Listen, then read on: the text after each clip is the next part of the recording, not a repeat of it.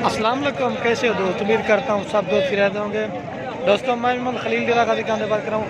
ये माशाल्लाह मेरे पास 5 नाची बच्चे खड़े हैं। अगर किसी भाई को चाहिए ना वो हमसे रब्ता करें, इंशाल्लाह आपको जायज़ और मुनासिब कीमत लगा के देंगे। जो भी रब्ता करें इंशाल्लाह ये उनको दे देंगे। ये देखिए खूबसूरत चीज़ है, कार को भी करवा देंगे।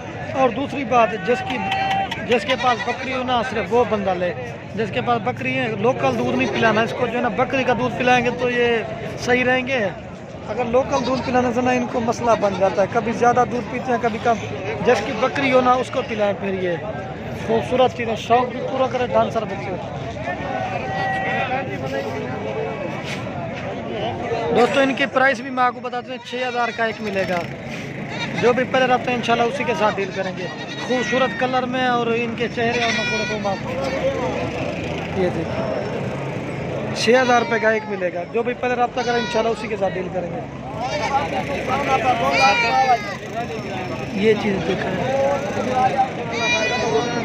खूबसूरत चीज़ है अल्हम्दुलिल्लाह।